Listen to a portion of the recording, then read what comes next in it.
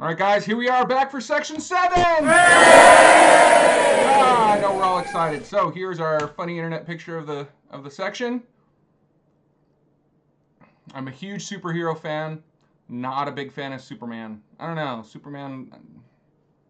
None of the movies have been that good. You know, big fan of Batman, big fan of Iron Man, Captain America, but I don't know, Superman never did it for me. But anyway, we are going to talk today about terrorism.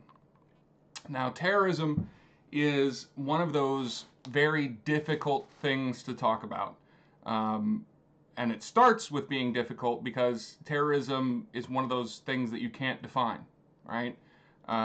There was a court case many years ago, and essentially the court case, the entire legal question was where is the line between pornography and art, right? There was some law against showing pornography. Some artist put up nude paintings and got arrested under this anti-pornography law, and then it went all the way to the Supreme Court. It's a court case called U.S. v. Dost, and one of the Supreme Court justices wrote in their opinion this line. It's great, and I'll never forget it. They wrote, I can't define pornography, but I know it when I see it, right? And terrorism's the same kind of thing. I can't define terrorism, but I know it when I see it, right? And we all kind of do. But there's 100 different definitions. They're all terrible. But most of the definitions of terrorism revolve around, you know, a political goal, non-military people. It's either violence or the threat of violence. So it's very difficult to decide sometimes whether any given particular crime was terrorism or not, because those definitions change so much. The tactics that terrorists use, they want to be as flashy as possible, because that's one of the common themes among terrorism definitions is they want their act to be seen by lots of people and to scare lots of people, even if they're not direct victims, right? So the flashier and brighter and more exotic the crime, the better it meets their goals, right? So bombings are a favored tactic among lots of terrorist groups, specifically because bombs are scary. Because you know you never know where a bomb's going to be or when it's going to go off. It results in lots of hurt people, lots of dead people, lots of wreckage, lots of really great, to them, photos and videos of destruction, things like that. Terrorists also like to use you know, fire or something big. Automatic weapons can be good if you can get a large crowd of people, so you can just kind of, you know, spray bullets into the crowd. But bombs are probably the most useful or most commonly used terroristic tool. There's lots of different ways to divide terrorism into groups, right? There's religious-based, there's political-based, there's race-based, there's all kinds of different things. But the important one, for purposes of this course, is domestic versus international, okay? So we've all heard of 9/11. We all remember 9/11 if we were alive. That was international terrorism because the people who attacked us were from Saudi Arabia mostly. I think a few of them were from Egypt. But none of them were from the United States, and the organization that recruited and trained them was not based in the United States. So that's international terrorism. It crosses national boundaries. Whereas things like the Oklahoma City bombing, Timothy McVeigh loaded a rental truck full of essentially a giant bomb, drove it up to a federal building in Oklahoma City, blew it up, and it collapsed kind of half the building. It didn't take the whole building down, thankfully. That was kind of his goal. But that killed a whole bunch of people. And that was domestic terrorism because Timothy McVeigh was an American, raised in America, you know, had all the and he attacked his own country, right? So that's domestic terrorism. Um, they're both bad, obviously, but the domestic terrorism is far, far, far, far, far more common than the international terrorism. The international terrorism tends to make the news. It tends to be more of a kind of a big deal culturally. We take it more seriously, but domestic terrorism is the one that's far more common, far more of a threat. Neither one of them is really a threat. Your odds of dying in a terrorist attack are statistically pretty close to zero. But if you are going to be afraid of one, if you're going to work towards ending one, the domestic one is honestly the one that happens far more often, is far more destructive, kills far more people. So, in the 21st century, we can't have a discussion about terrorism without discussing illegal immigration, because of the politics and the media and all these things have really taken those two, what should be completely separate issues, and conflated them to the point where we can't discuss one without discussing the other, which I think is dumb, but here we are. So, first off, I want to point out two things about illegal immigration. First off, are illegal immigrants criminals? If you said yes, no.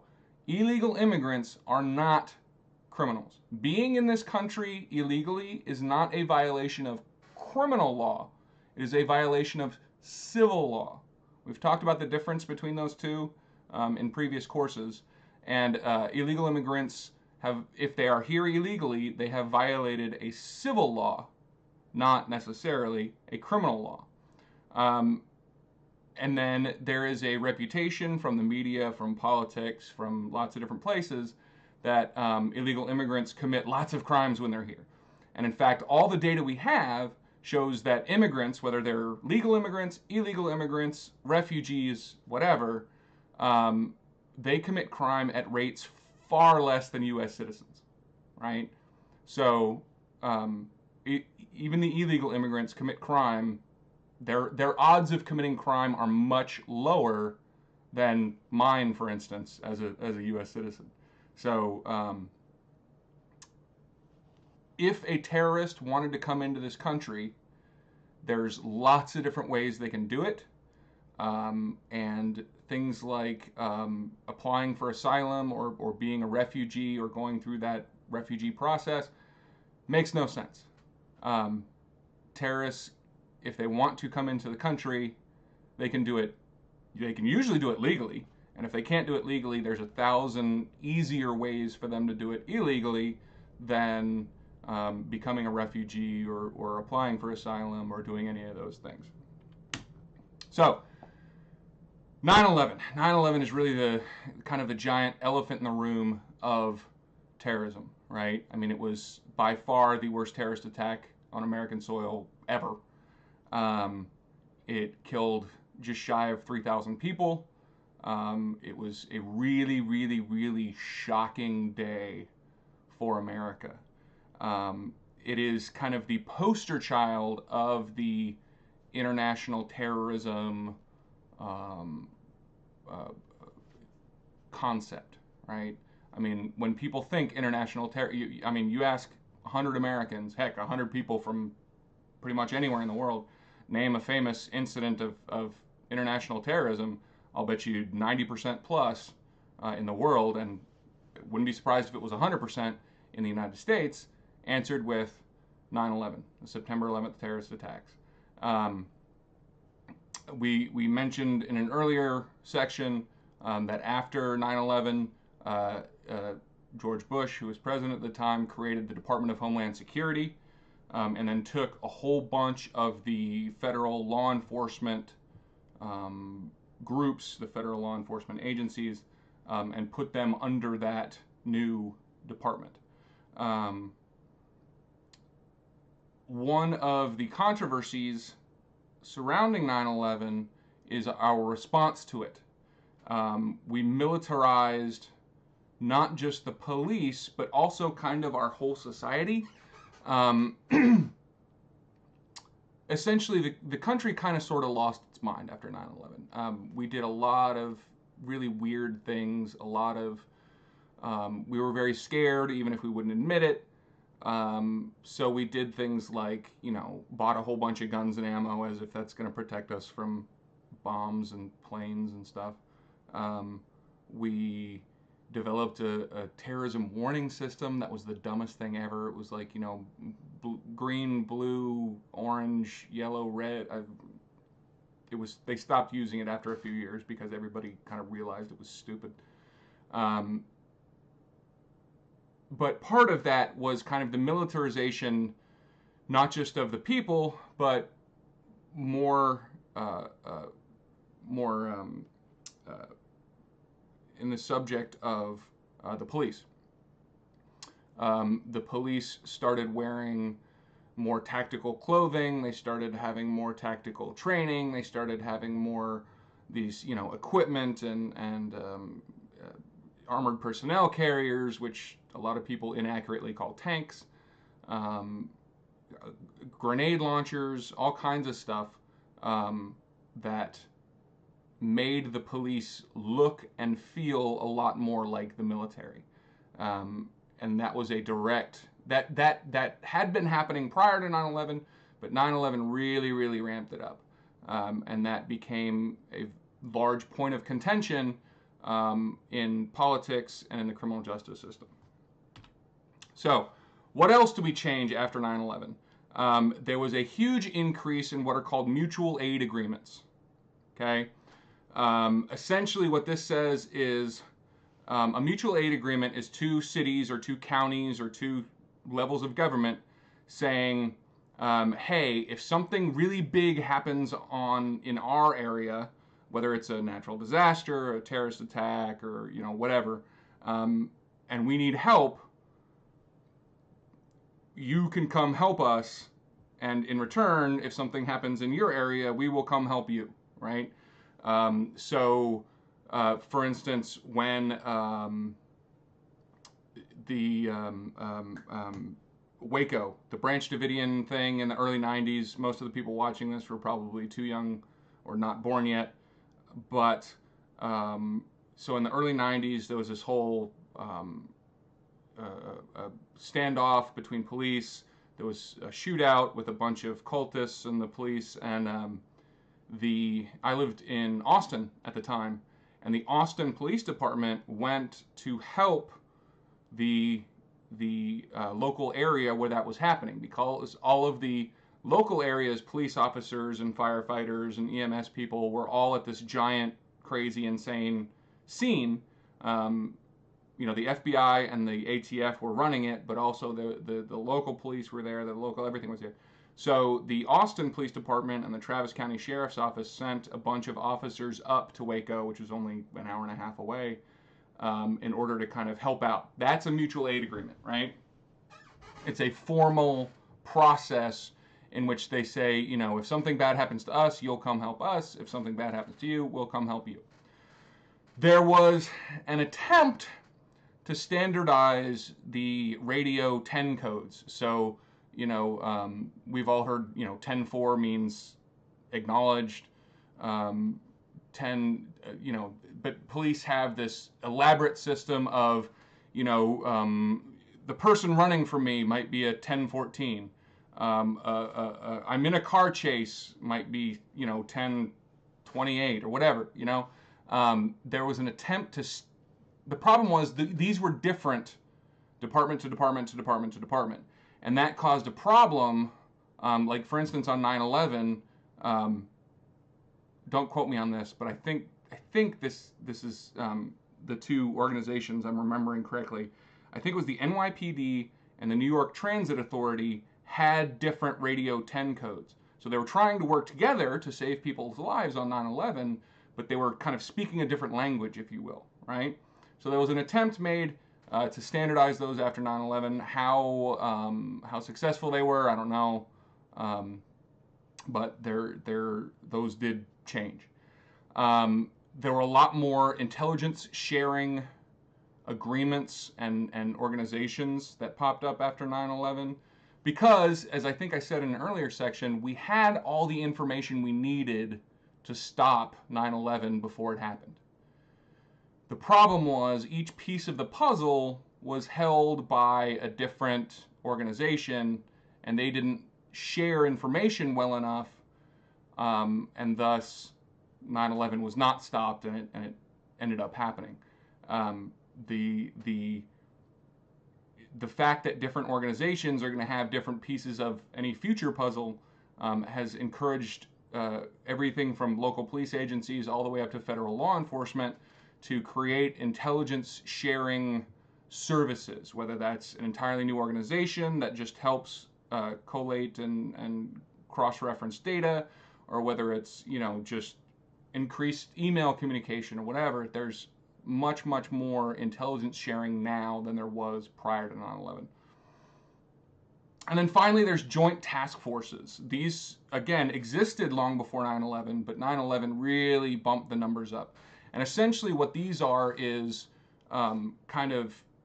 they're similar to the mutual aid agreements, but they're two or more different organizations sharing resources so that they can accomplish some goal or have something between the two of them that any of the individual organizations wouldn't be able to have themselves, right?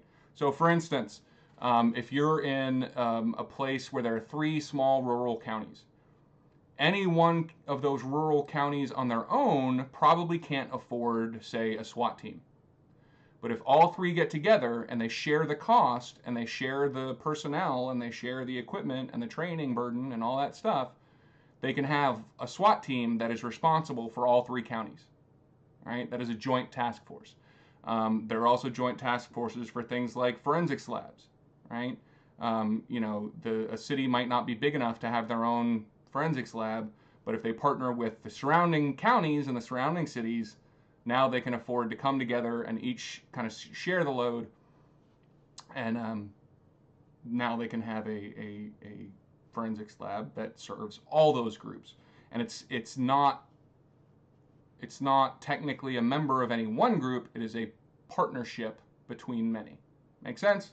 Good. So, Department of Homeland Security. This is the new department created after 9/11, and it is kind of half of the major law enforcement presence in the federal government. Okay, Department of Homeland Security had, when it was created, they put the Transportation Safety Authority, which is the people who work in the airports and stuff, the security people at airports. That's all TSA.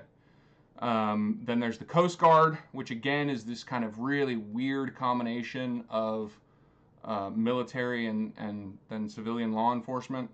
But they are not technically under the Department of Defense, even though they're kind of military. They're under the Department of Homeland Security. Also the Secret Service, they were taken out of the Treasury Department, put in Department of Homeland Security. Immigrations and Customs Enforcement, commonly called ICE, was put under DHS. The Border Patrol, and lots of other different federal agencies were all kind of taken from wherever they were beforehand and put under DHS so that they could have one organization over them, which is another attempt to kind of share the intelligence, right? They wanted to put them all kind of under one umbrella so that they would be closer, more able to share stuff, have one person that's responsible for reading the reports from all of them. That's the DHS secretary. But then there's another big group of law enforcement in the federal government, and that's the Department of Justice, which is headed by the Attorney General, right? The Department of Justice has the FBI, the DEA, the BATFE, the Marshals Service, a few of those other federal law enforcement agencies, the big one. So again, federal law enforcement is scattered amongst all the different departments in the federal government, but the DHS and the Department of Justice are the 2 biggest ones, right? They're the ones that the most, the big organizations are under, or the famous organizations like the Marshals are under, but they're not the only, right? So there are law enforcement organizations in every department, probably. I don't know that for a fact, but I would bet on it. There's some kind of law enforcement agency under every department in the federal government. But again, Justice and Homeland Security, those are the two big ones. Anyway, this was section 7.1. I'm going to go ahead and finish it there. See you next time for 7.2.